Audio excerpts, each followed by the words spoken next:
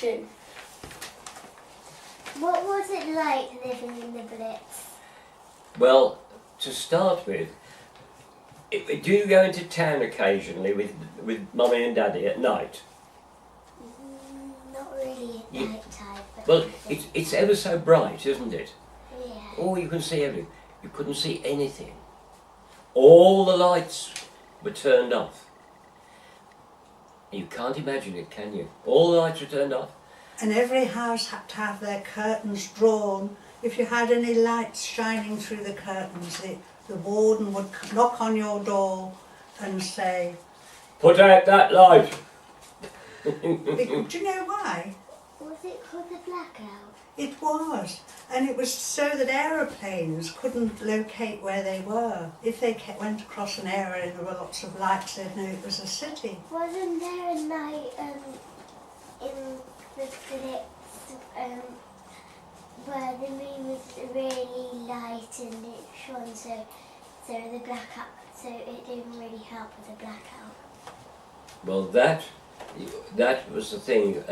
You hoped it wouldn't be a bright moonlit night, and if it was a bright moonlit night, that could cause problems, and oftentimes that was when the bombing happened. Wasn't there a night where there was more bombing that happened than other nights because of the really bright moonlight? What was it like sleeping in an Anderson shelter? Well, we lived in Birmingham, and that's a very big city, and it has a lot of factories. So that was very attractive for the enemies to come and bomb us because the factories were making equipment and aeroplanes and engines, so they wanted to destroy them. Where I lived, we were also near a railway line, and so the enemy liked to bomb the railways to mess up the transport. So we were very vulnerable, and there were various factories around that made cars and all sorts of things. So when the bombing really got bad in 1940, we used to go down into the Anderson air raid shelter every night. And there were 5 in our family. I was Mum and Dad, and I'd got a brother 4 years older than me, and my sister was 8 years older than me, and I was 5.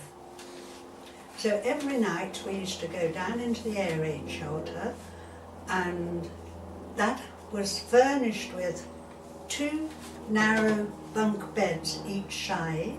You know what an Anderson shelter looks like, and then you know it's not too very wide, so they built a little bed across the end for me.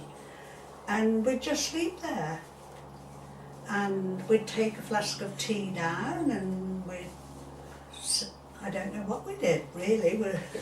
You tried to go to sleep. And my father was an air raid warden. Do you know what they were? An air raid warden. It was called. Were they the people who, whenever they saw an aeroplane from a different country flying overhead, that was from their exercise, so didn't they spin it something and it made a sound? The air raid warden was rather like a policeman, but the air raid wardens would patrol the same way the police do, and they would make sure that you weren't showing any lights. But if there was a problem, they would report the problem to the authorities so that you could get help. Yeah. If a house was bombed, for instance. If the house was bombed, they would report it. If they thought people had been injured. So they were men who weren't in the forces, but they volunteered to look after the people nearby. Like your daddy going up and down Savage's Close to make sure everybody was safe. So there we are. And in those days, Who's got a mobile phone?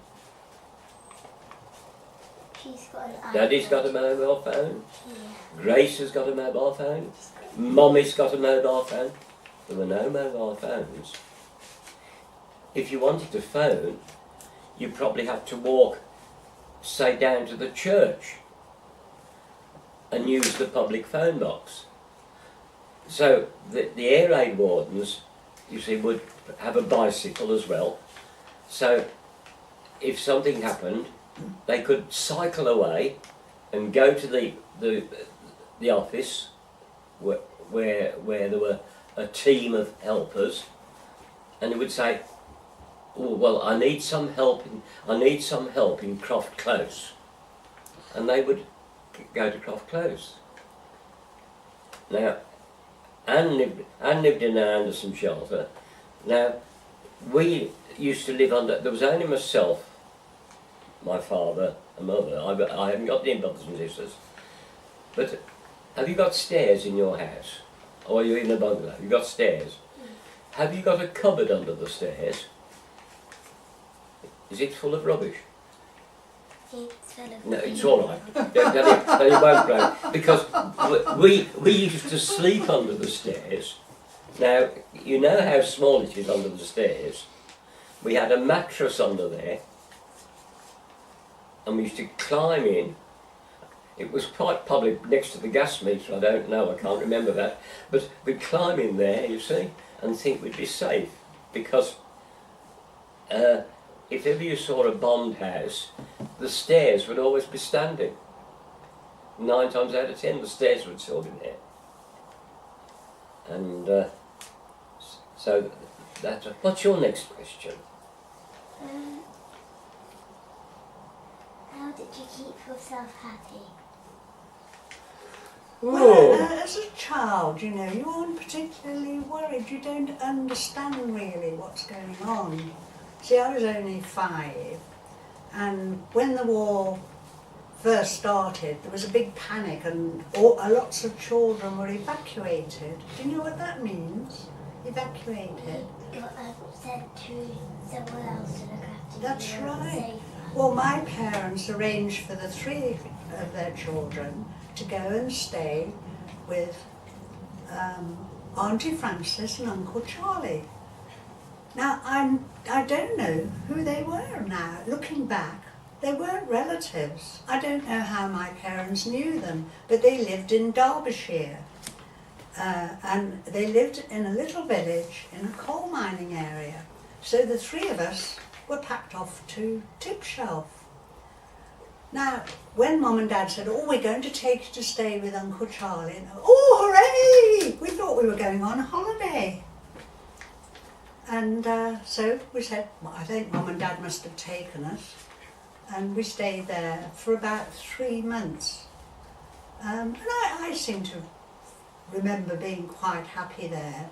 But Mum and Dad came to see us on one occasion, and my brother, who was older than me, cried and cried. So my mother said, "They're not staying, I'm going to take them back home." And there weren't any bombings at that point, so we were taken back to Birmingham in time for the bombings to start. And after a while of going down to the shelter every night, we had a landmine, which was particularly heavy sort of bombardment, land on a house not far away, probably the other side, as near to us as the other side of the school. And it damaged our house. The upstairs wasn't really usable. So Mum and Dad decided that we'd go to live in Worcester, where we had an aunt. And my mother came with us, and we left Dad at home because he was working. He looked after a grocer's shop, so he was very busy during the war. And his brother-in-law lived next door, so he moved in with Dad, and they slept downstairs in the front room. So they sort of helped each other, and we lived in Worcester for 2 years, I think. And see, I wasn't evacuated because at the beginning of the war, I went to a boarding school. It was a preparatory school, and not a big school, and it was situated in a big Victorian house. And so from Monday to Friday, I was a weekly boarder. On Friday night, the father would collect me and I would go home for the weekend. And during the bombing, my mother was quite distraught. So she said to my father, "You've got to go and get Michael, you've got to go and get Michael." So he turned up the school. It was 9, 10 o'clock at night, and the raid was in full flight. And he came to collect me. And at the school, it was a big old house. We lived in the cellars. And have you seen the cellars of old houses? They have sections sometimes in the cellars with archways, very, very strong. So the staff and the children lived in the archways at night, underground.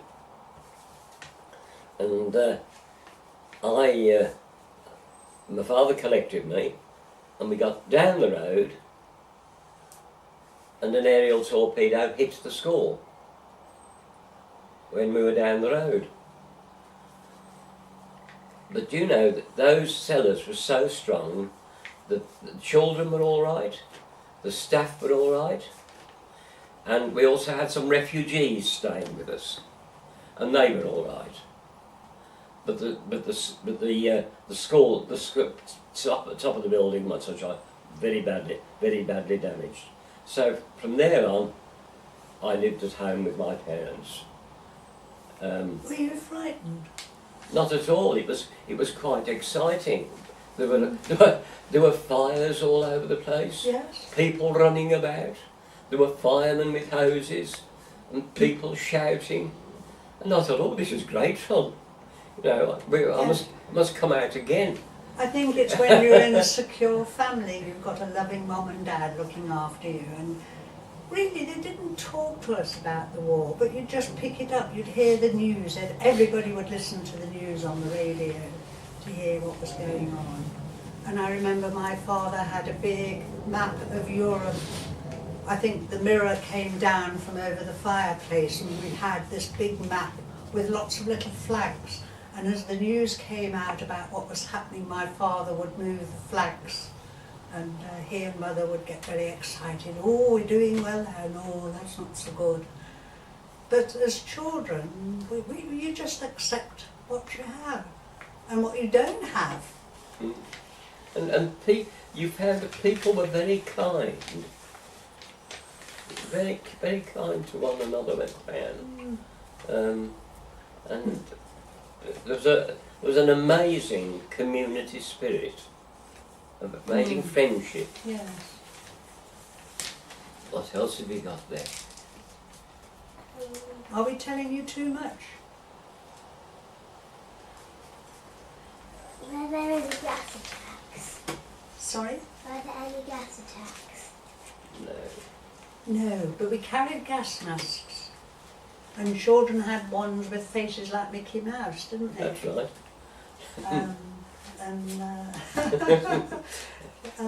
But we didn't ever have to use them, fortunately. No, we didn't have to use them. That was a great, very, very positive. That was.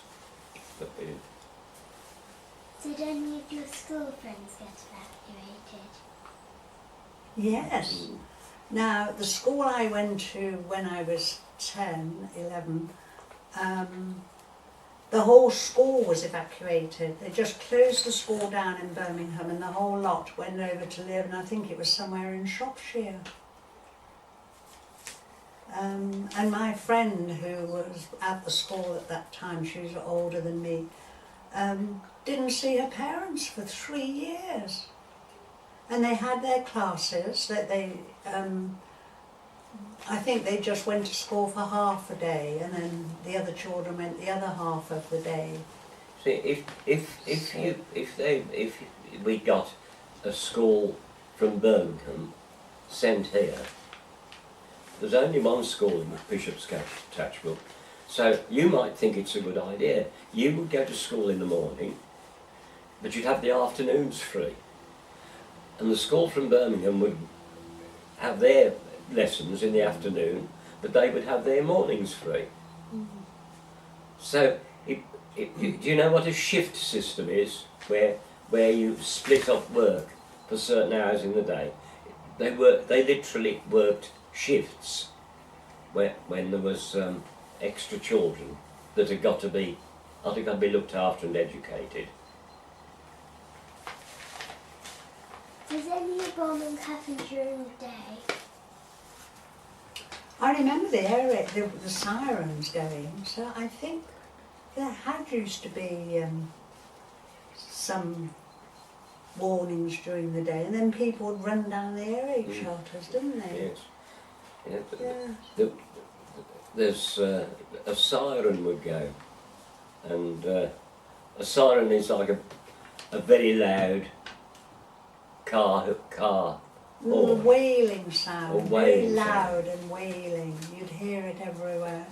In fact, occasionally you hear it on the radio or in a play or something, and it still turns my stomach over, because even as a child you knew that was danger and you'd got to run and go into the air raid shelter. What did you eat during the rationing? Ah. Well, everybody had a ration book, and it entitled them to so much fat, so much meat, very small quantities. You probably know better than me the quantities. Shall we say, how many cups? Do you have lots of cups of tea at home? I'm sure you do. Or coffee. Mummy and Daddy have lots of cups of tea and coffee. Well, it probably would say you can have a quarter of a jar of Nescafe a week. So a jar of Nescafe that big, about like that. Did we have Nescafe? Well, we didn't. We had but- canned coffee, Good didn't canned we? coffee. But if supposing that was your coffee, you wouldn't have that jar for the week. You'd have that much for the week. Only that much. And do you have any sweets?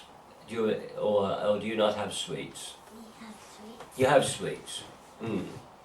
Well, those were rationed as well. And the sweet ration would have been a small bag of sweets, probably no bigger than that, and it wouldn't be that full for a week, for a whole week. So if you got 7 sweets in there, you would take 1 sweet each day. There was meat. People became ingenious though, and you couldn't get fresh eggs, or you were very limited. So they powdered them, and you could buy powdered egg, which you mixed with water. Yeah, mixed it with water. Women got very ingenious in managing to make do with what they could get. It must have been very hard for them. Must have been very hard. But as a child,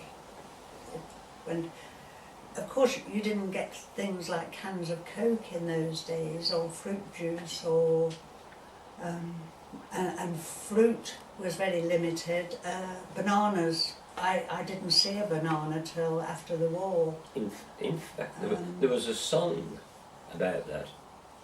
And it Yes, was, we have no bananas. We have no bananas today. Da, da, da. You can look it up on Google.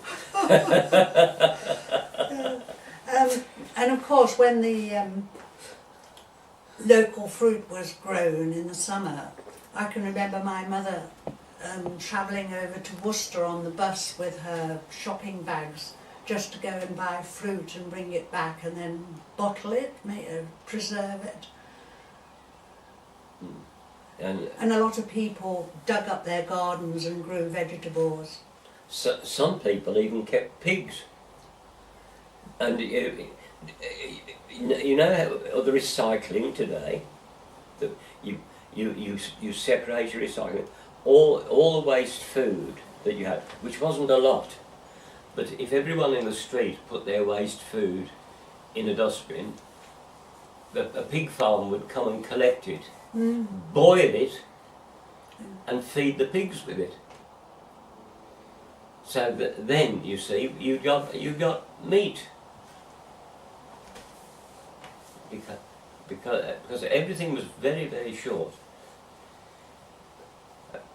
Petrol was rationed.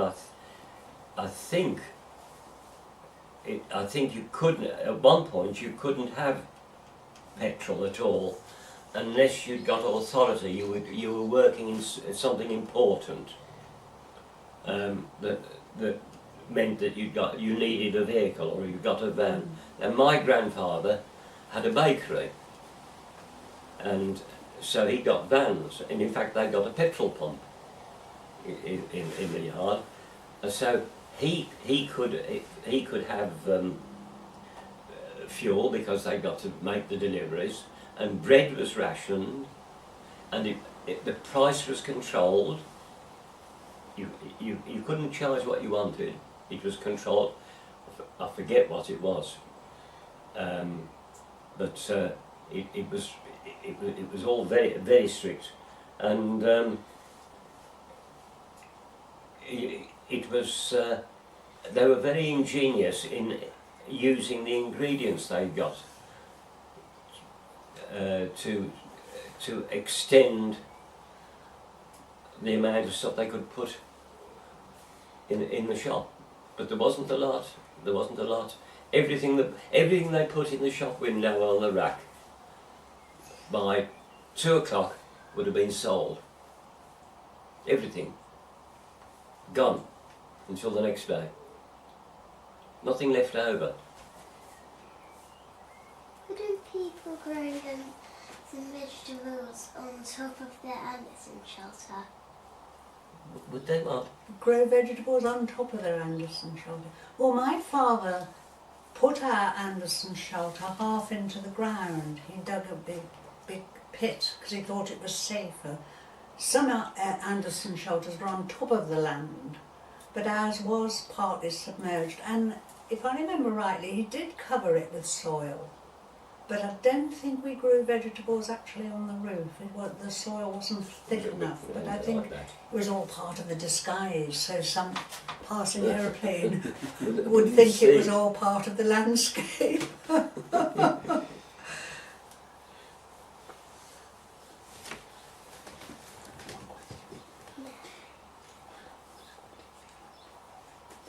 What did it feel like when the war ended? Oh, we had a big street party. People were so excited and delighted. Their husbands and brothers and sons were coming back from the war. And I remember at our street party, I think they put on some sort of spread of food.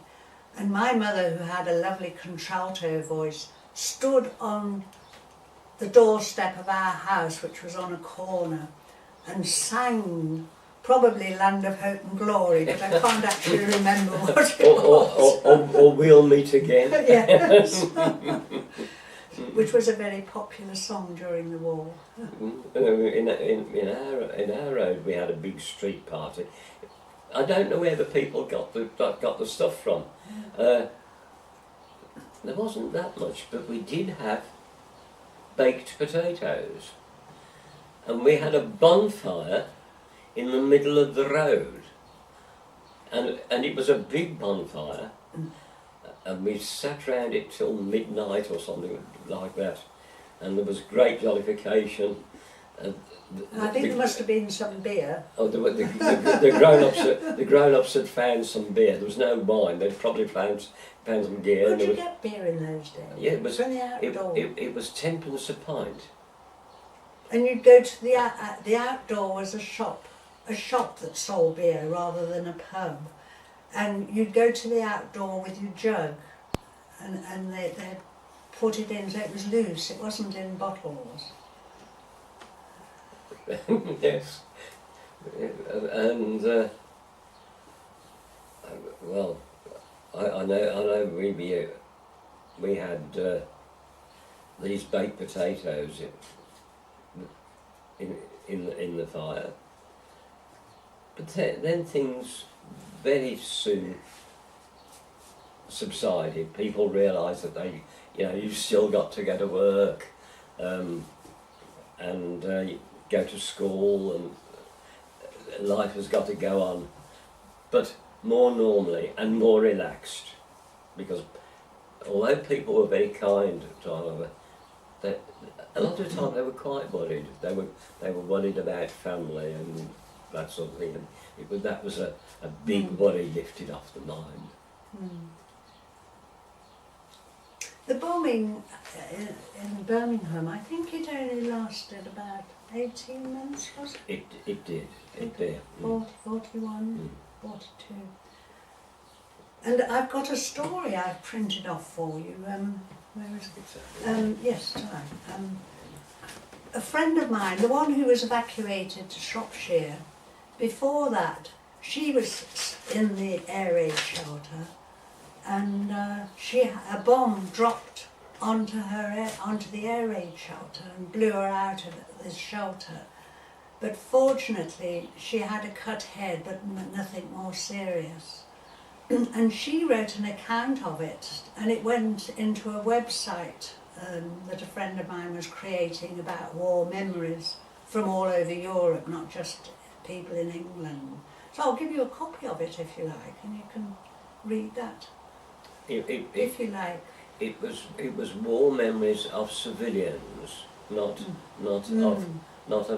of soldiers, of the forces. The civilian experience, and she was very lucky actually. She was very lucky. Because the blast apparently lifted the shells right off them. Amazing, isn't it? And of course, when you came up out of the air raid shelter, you didn't know what you were going to see, and that must have been horrible for parents, where they'd walk down the road and see how many local houses had been hit. My grandparents' house was hit in Birmingham. My grandfather worked nights at the Worsley factory that made the cars, and when he went back home the next morning about 6, 7 o'clock, his house had been bombed. It was just in ruins, and you can imagine the shock. Fancy coming back from work and finding your house had gone and all the contents. Fortunately, his wife and any children that were still living there were safe. I think they were in a shelter, I'm not quite sure. The trouble is, when you're young, you don't think to ask questions of your parents. Now, I never asked my mother where her mother was during the bombing. She wasn't evacuated, I know she was living there. So, as you grow up, you try and ask your parents as much as you can and find out what it was like for them when they were little. Because it was very different from now. And then when you're older, you look back and you think, I never asked my mum what happened then, or how they felt about that.